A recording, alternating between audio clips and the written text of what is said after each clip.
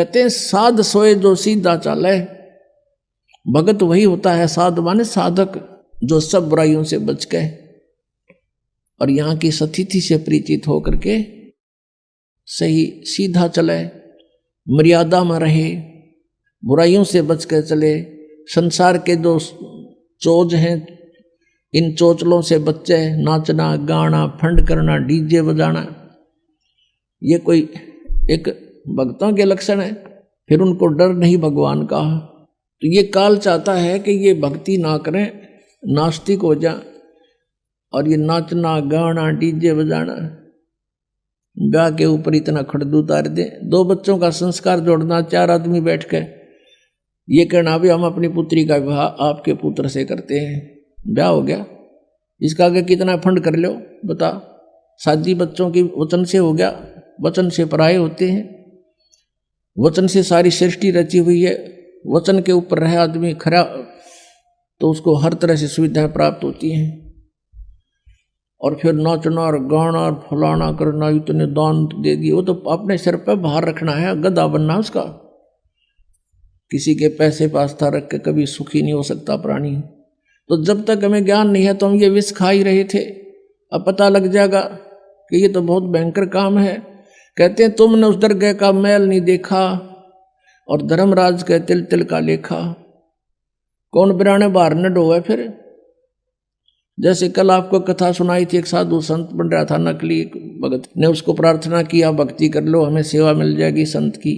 वो उसके चौबारे में रहने लग गया। भगत सेवा करता, वो खा कर सो जाता, कुआड़ बंद करके महात्मा साधना करता है।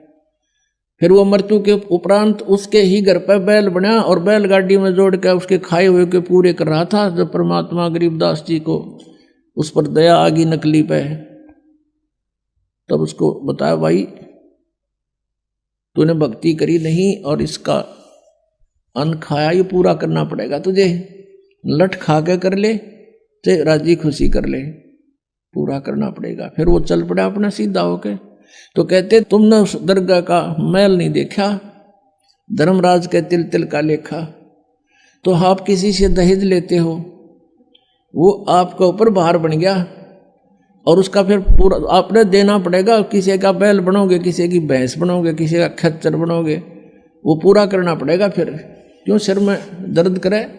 जैसे किरका जहर का रंग होरी हो, कहो कौन तिस खावे राम रंग होरी हो। जैसे विष का कोई कण पड़ा हो किता है और आपको पता है यू कण है और विष का है, हाथ भी ना लाओ, एक किसी और वस्तु से पकड़ के किरा कित फेंक काओगे।